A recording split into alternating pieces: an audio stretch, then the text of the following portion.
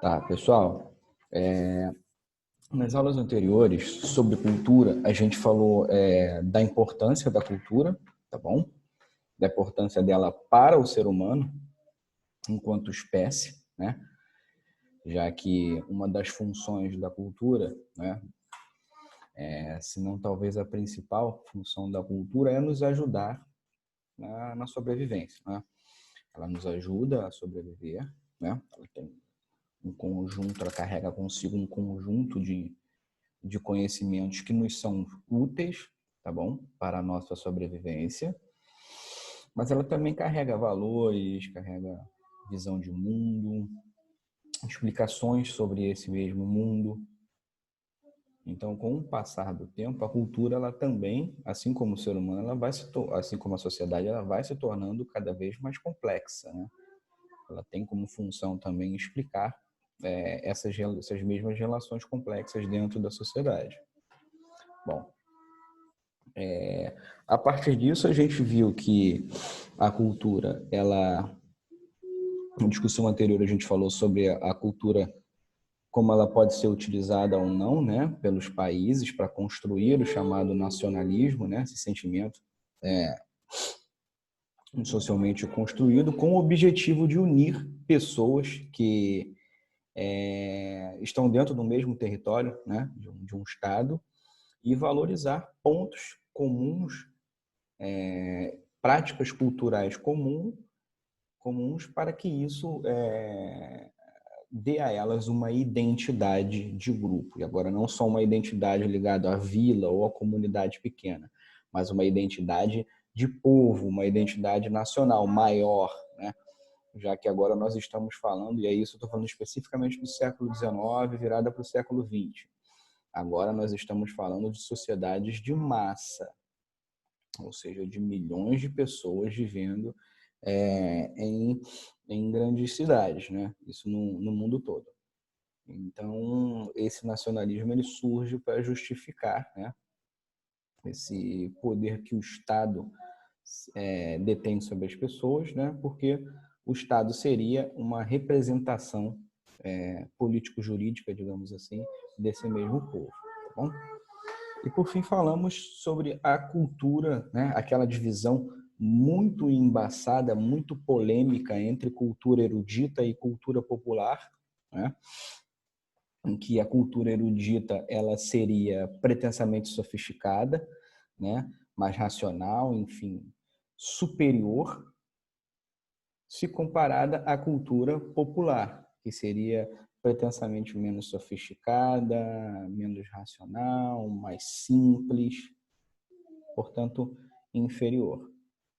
Nós vimos que essa divisão entre cultura erudita e cultura popular, primeiro, que ela é polêmica, que afinal de contas, o que hoje pode ser considerado erudito, antes pode ter sido considerado popular, né? Nós citamos o exemplo do samba, aqui no Brasil, por exemplo, né?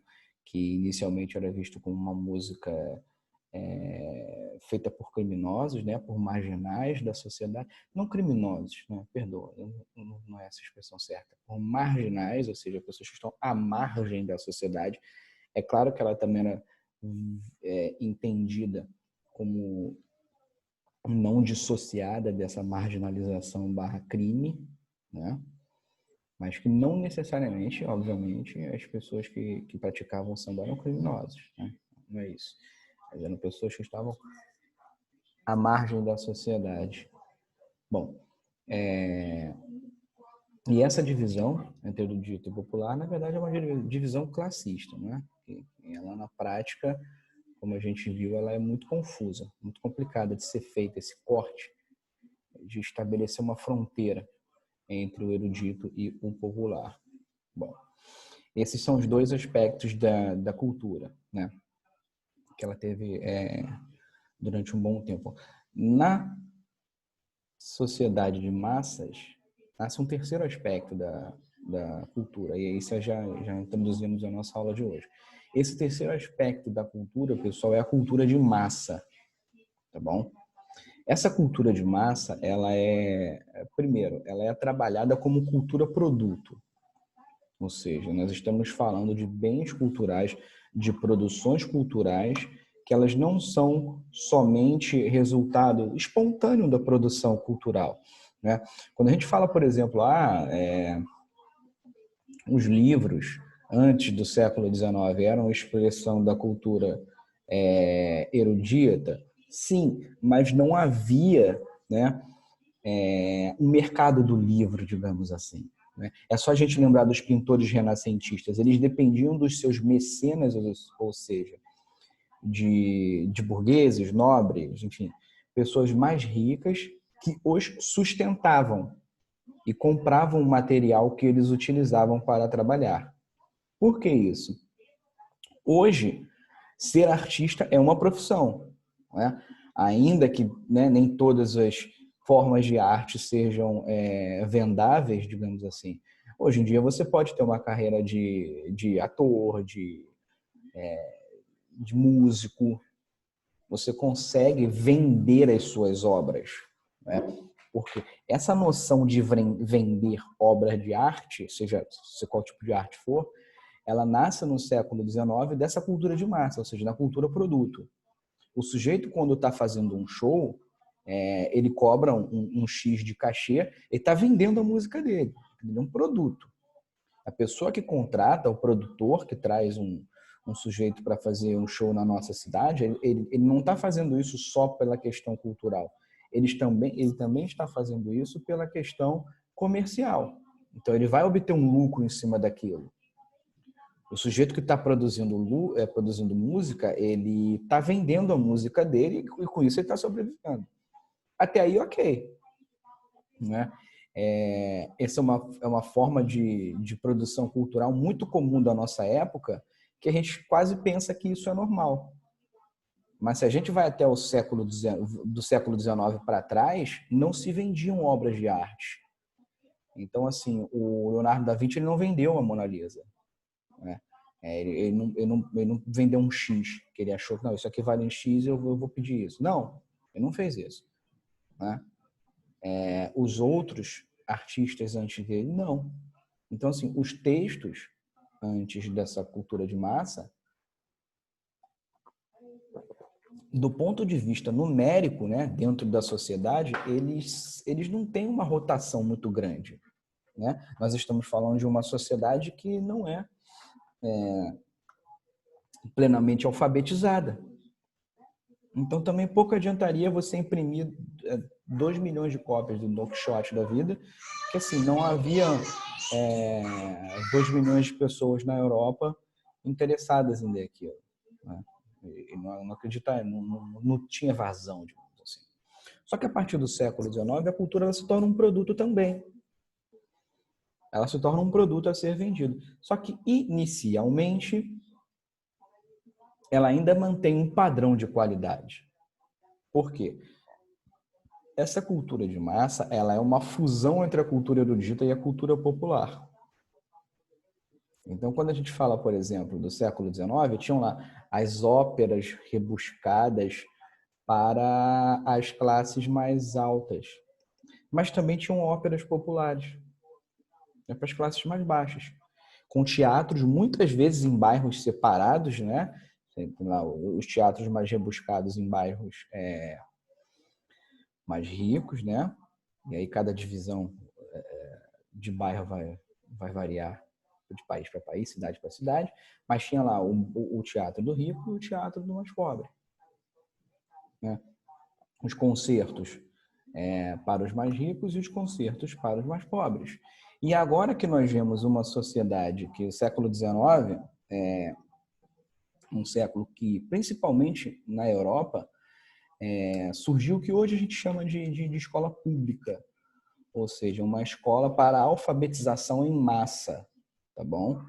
Essa alfabetização aqui, essa escola, não é uma escola intelectualmente estimulante, digamos assim. Ela é uma escola para ensinar o sujeito, basicamente, a ler e escrever, né? O básico da sua língua materna, que isso é uma forma de reforçar o nacionalismo, a gente já falou sobre isso. Então, a gente, na escola, vai ter um programa cultural, digamos assim, mas ela vai ter um programa também de alfabetização, né? A língua local, o basicão da matemática, né? E muita ênfase no que hoje nós chamaríamos de formação profissional, né? Formar aquele profissional, aquele garoto ali, para quando ele sair para o mercado de trabalho já ir direto para a fábrica, né? Ele já vai um funcionário treinado, digamos assim. É claro que hoje em dia ainda existem escolas de formação profissional, né? Claro que hoje em dia elas são assim, de qualidade muito superior, se comparado ao século XIX, né? Aqui no Brasil a gente tem SESC, Senai, assim, que são escolas de excelência, né? Mas nesse momento não. Nesse momento é a escola básica mesmo. Mas voltando aqui à questão da cultura em massa, ela é uma fusão da cultura popular com a cultura erudita, por quê? Ela quer criar um meio termo que não seja nem muito sofisticado, nem muito, abre aspas, vulgar, porque quer vender. Então, eu vou dar um exemplo. Era muito comum na Inglaterra do século XIX umas revistinhas chamadas Penny Dreadfuls. Esses Penny Dreadfuls eram encartes pequenininhos de histórias, por exemplo, de terror. Né? Na história de terror lá ali no século XIX. E por que aquilo? Porque era uma forma simples, era baratinho, chama penny, penny é tipo centavo, né? Dreadful são os medões, né? Aquelas revistinhas muito baratinhas, com historietas de terror, de sobrenatural, história policial, enfim, de crime, de não sei o quê. Por quê? Aquilo era capaz de render vendas não só para as camadas mais baixas, né, que agora elas estão se alfabetizando, né, mas também para camadas mais altas. É só a gente lembrar do Frankenstein de Mary Shelley, né? A Mary Shelley, né, que ela é considerada a mãe da literatura de terror, ela é do século XIX. Então é uma mulher que ela escreveu o livro, né, do Frankenstein, né? Frankenstein é um monstro, não é um monstro, é o doutor que cria o monstro. E ela vendeu pra caramba aquilo dali. E na época muita gente torceu o nariz para ela dizendo: mas isso é uma literatura vulgar, é uma literatura muito pobre e não sei o que. Hoje Frankenstein é considerado um clássico. Por quê? Na época o fenômeno era novo, né? Essas revistas novas. Então ela foi muito criticada, disse que aquilo era subliteratura. Aí o pessoal da alta literatura, né, da cultura erudita, dizendo que aquilo não era literatura. Mas era assim. Era assim. Tanto que até hoje está aí. Então, esse fenômeno é novo. Ela vendeu bastante, tanto dentro quanto fora da Inglaterra. Assim, os escritores eles não tinham uma carreira. Tipo, eu vou viver a minha vida vendendo livros. Eu vou escrever e vou ganhar por isso. Os filósofos, né? Acho que até hoje, coitados, os filósofos não recebem muito para escrever. Mas os pensadores, os escritores, antes disso, eles não tinham uma carreira de escritor. Aqui no Brasil, por exemplo, em que a gente é um país que lê muito pouco, até hoje, muitos escritores não sobrevivem só de vender livros, eles têm outras profissões, né? O Machado de Assis era funcionário público, por exemplo, né? O Vinícius de Moraes era diplomata, depois que se tornou artista, enfim. A gente vê que muita gente tem uma profissão formal, digamos assim, mas pratica cultura, porque no nosso país determinados segmentos da cultura eles são muito restritos, tá bom? Então essa cultura de massa é uma cultura produto. Ela cria o que a gente chama de gosto médio. Não é nem muito sofisticado nem muito vulgar. É o suficiente para que o máximo possível de pessoas consumam aquilo, entendeu? Por que o máximo de pessoas? Porque eu quero vender. Mas o camarada muito pobre comprou. Ótimo. E o camarada muito rico também comprou. Ótimo também. Eu quero isso. Eu quero vender o máximo possível para o máximo de pessoas. Por quê? nós estamos em um momento em que a própria tecnologia, né, estamos no século XIX, a Revolução Industrial, ela cria novos modelos de produção de arte. Por exemplo, a fotografia. A fotografia, ela vai deixar o pessoal que trabalhava com pintura muito realista, né, aquela pintura de rosto, ela vai quebrar as pernas desse pessoal. Por quê? A fotografia, ela é uma reprodução fiel da realidade, né? Por mais que a gente encomendasse uma pintura do melhor pintor do planeta, era muito comum que aquele pintor desse um retoque ali, deixava o feio mais bonito, o bonito ainda mais bonito. Ele dava um retoque. Só que a fotografia e depois o cinema são reproduções fiéis da realidade. A fotografia capturando um momento parado. O cinema, um movimento. Então a gente vai ver que cria-se ali naquele momento que comumente nós chamamos de cultura da imagem. Ou seja, agora eu já não estou vendendo pinturas sobre cidades, plantas, pessoas. Eu estou vendendo imagens. No início, também, a fotografia foi muito criticada, né? Pelos pintores mais conservadores, dizendo que aquilo não era obra de arte. Hoje em dia, pessoal, é plenamente aceito que a fotografia é uma forma de arte, uma forma de produção artística, né?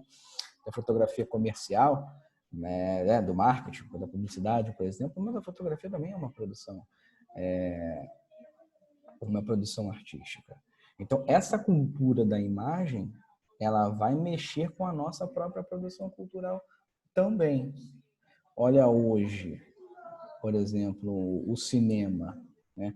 A gente vê grandes filmes, né? Vamos citar aí o último grande vendedor aí, o último dos Vingadores. Assim, se não me falha a memória, se não mudou a situação, é o filme que mais foi visto assim até hoje, né? Até o momento, na história da humanidade. Então, assim, os caras eles lançaram um filme que foi visto nos 4 cantos do planeta, por pessoas das classes mais altas até as pessoas das classes mais baixas. Assim, da pessoa que tem doutorado, da pessoa que não tem um ensino médio completo, muita gente foi ver. Porque aquilo é um fenômeno, não só um fenômeno da indústria cultural, que a gente vai falar sobre isso, mas é um fenômeno da própria cultura em si, da cultura visual, dessa cultura da imagem. Então, quando surge essa cultura da imagem, quando surgem esses meios de comunicação em massa, ou seja, eu estou... a publicidade ela surge no século XIX, né, bem timidazinha. Por que essa possibilidade de comunicação? Quando eu faço, por exemplo, a publicidade de uma loja, sabe, uma loja de sapatos. Uma loja de sapato tal, tem os melhores sapatos da cidade. Eu estou começando a desenvolver novas formas de comunicação com a pessoa. Então, eu estou comunicando e para eu captar, olha como é que eu uso isso a favor do comércio, para eu captar mais clientes por meio da comunicação, né, da propaganda que a gente vai dizer hoje, eu preciso estabelecer novas formas de comunicação. Então, a própria propaganda é uma nova forma de comunicação, né?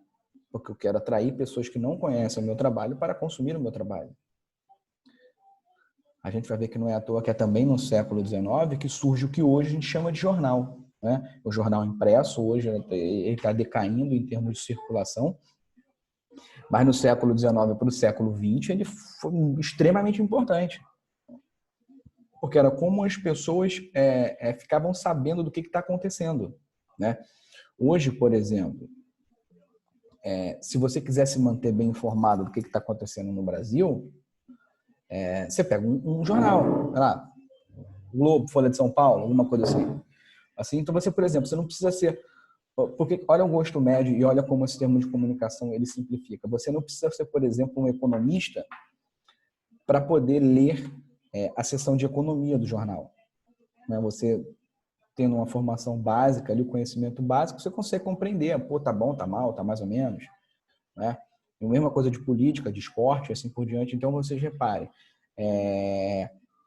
o jornal, ele surge, né, inicialmente variando de caso para caso, mas muitas vezes eram, por exemplo, quinzenais, mensais, semanal, e agora é diário. Então, assim, o jornal ele surge com o objetivo de manter a pessoa bem informada, né, ou razoavelmente informada do que está acontecendo. Então, antes disso, o sujeito podia morar, sei lá, imagina o Brasil, gente, o continente. O sujeito que mora lá no Rio Grande do Norte, o mundo podia estar acabando no Rio Grande do Sul, que não está nem aí, não sabe o que está acontecendo. Mas a gente está dentro do mesmo país. Hoje, é possível que o sujeito do Rio Grande do Norte, inclusive pelo acesso da internet, saiba de muita coisa que está acontecendo no Rio Grande do Sul. Ó, o Davi quer dar um oi para você. Dá um oi, Davi. Então, saiba. Então, a gente vê que essa cultura, essa indústria cultural, ela tem o seu início aqui. Tá? E a gente vê uma grande discussão. Por quê? O filósofo Umberto Eco, ele é um grande filósofo da cultura, né? Ele faleceu há pouco tempo, italiano, e ele se punha a tentar entender essas relações entre cultura e meios de comunicação. Então ele vai inicialmente, né? Aí a gente já vai ver pela escola de Frankfurt, na Alemanha, né? Pré-nazista, eles fizeram uma crítica muito ácida à indústria cultural, né? Outros pensadores de vertente mais conservadora, né? O pessoal da escola de Frankfurt era marxista, mas outros também de vertente mais conservadora criticaram bastante esse fenômeno da cultura em massa. E por quê?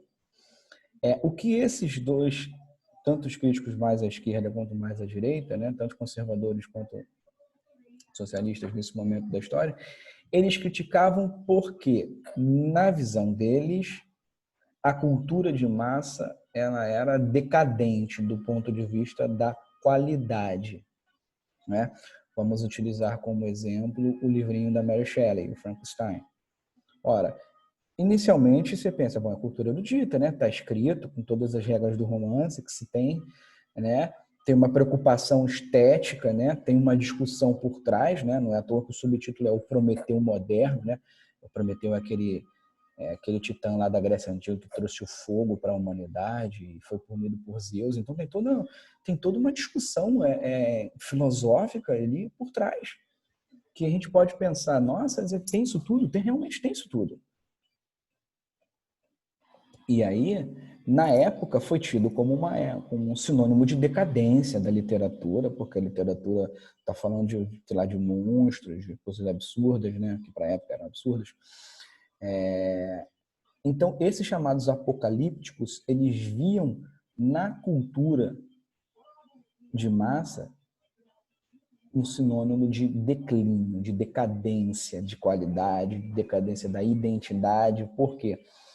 Porque a indústria de massa, isso de fato ela cria uma visão homogênea de um mundo. Então, pensem, um super-herói, né, essa coisa de quadrinho de super-herói, é uma coisa tipicamente estadunidense. Isso é típico dos Estados Unidos.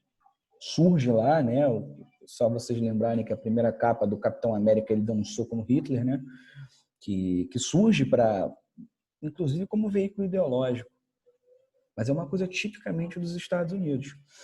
Mas se tornou um fenômeno de cultura global. Então, o cara lá no interior da Índia está vendo os Vingadores. Repara, os Vingadores, né, o eixo central se passa nos Estados Unidos, de todos os filmes dos Vingadores. Né? Da série lá da Marvel, né? Com exceção do Pantera Negra, antes que falem. Mas todos os outros estão lá, basicamente nisso, nos Estados Unidos como centro do mundo. Então tem uma questão ideológica aí por trás, né, que a gente já vai ver, que é utilizada, né, e é criticada pelos chamados, que o Humberto Eco chama esses caras de apocalípticos, tá bom?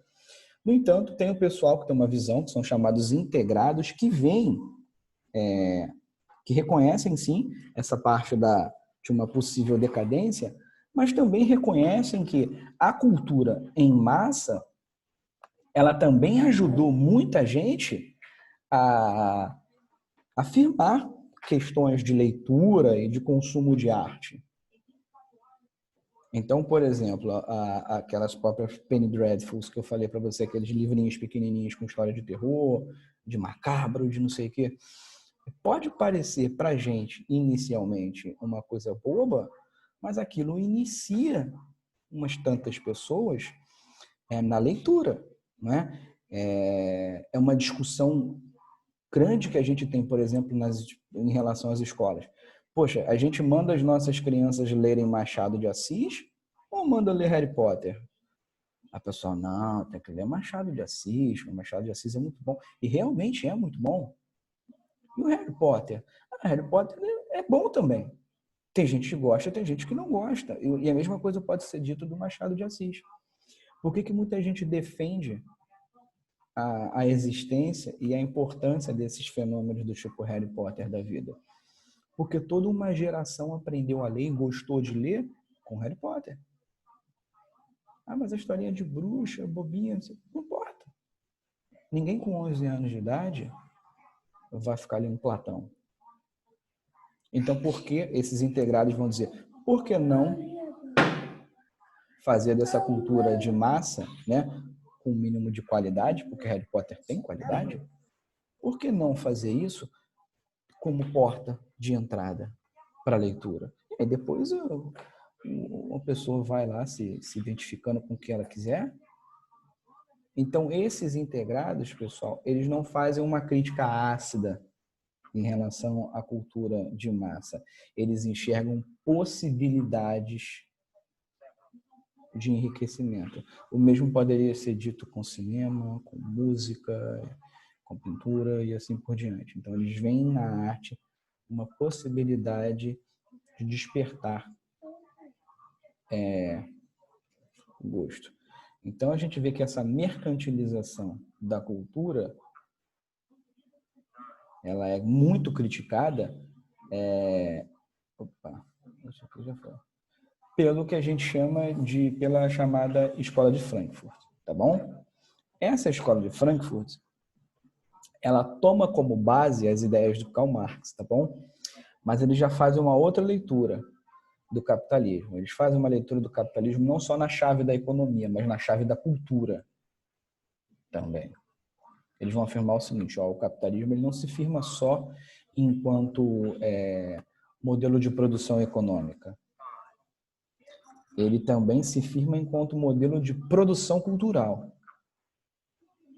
Ou seja, a cultura ela passa a obedecer, segundo o pessoal da Escola de Frankfurt, a mesma lógica da economia.